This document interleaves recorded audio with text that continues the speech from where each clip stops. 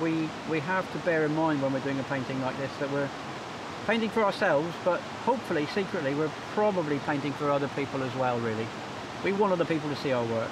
Little green, limeish green for the grasses here, and then I'll tone that down later on.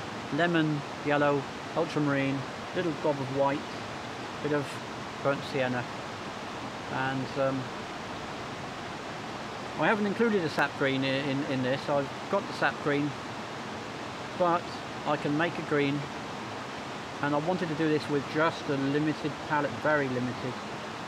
Where I'm standing, I can see the colour of this foreground is not too dissimilar to the grass in the field at the back, so I'm going to put a little bit of this into that colour at the back. I've just seen a fish jump in the water there, which is a lovely distraction. We get salmon coming up this river, and the salmon leap is just by where I'm standing now. Marvellous. Really is a lovely spot to come on any kind of day and paint. A little tiny touch of cadmium red into this green will warm it, and it'll give me a pinky colour. The path is comprised of gravel which looks kind of pinkish, and it comes down from the bridge down here, making my strokes on the pathway horizontal strokes, and that will show the viewer that this is a horizontal path. It's all about brush strokes, and if you keep the brush working, keep it moving, keep this idea of texture in the back of your mind, you won't go far wrong. Around the base of the bridge there are some mossy areas, some green areas. I can almost use the same colour as the grass around here just to show that that is something growing. And the far side there's some darker greens on the bank.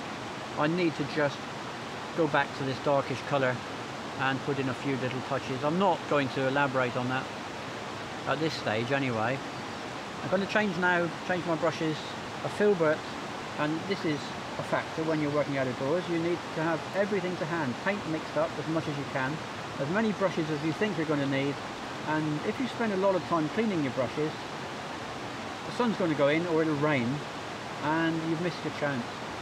So I've got 4 brushes, and I'm using most of them in a kind of rotation. 4 different things, different colours. This is a soft pinkish brown. I want the undertow, as it were, of the water to be. I can paint most of the water in this sort of colour. Painting the lines of water down, painting the flow, I'm actually able, with this oils technique, to paint the current in the water, to actually paint its direction by inferring that it's coming that way with my brush strokes.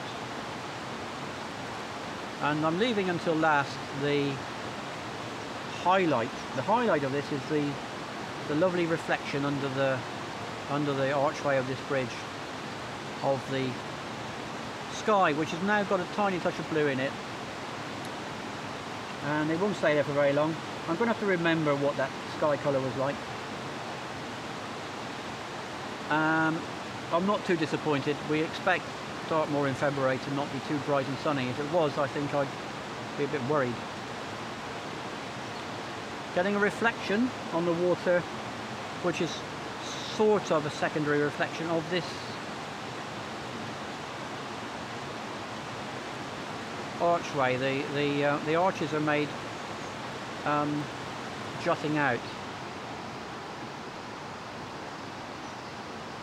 with almost a battlement kind of buttressed look, and there's a little reflection coming down in the water from that.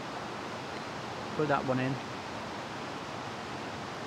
and now I'm going to start on this pale colour. We can almost see through the river.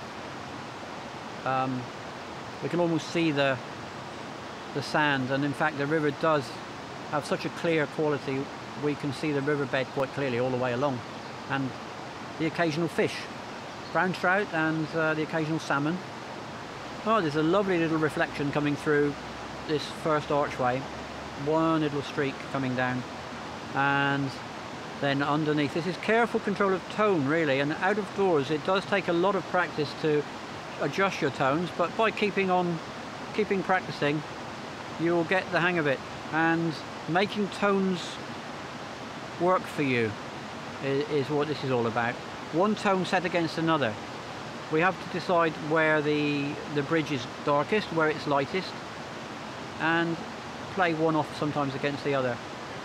I'm using a long flat. They're my favourite brushes really, the long flats, the artisan range of brushes, and it's a number 6, and I'm using it on its edge, moving it sideways on its edge. I don't want to do this too much, but it does show a lovely watery kind of look, and if I make the strokes appear to come down where the water is flowing, it gives me this lovely look of current, the water.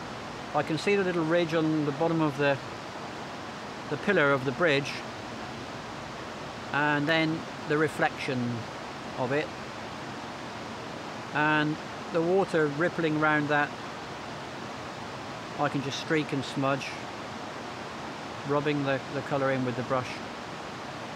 Recharging the brush. If you find that you're picking paint up which is the wrong colour, wipe the brush off.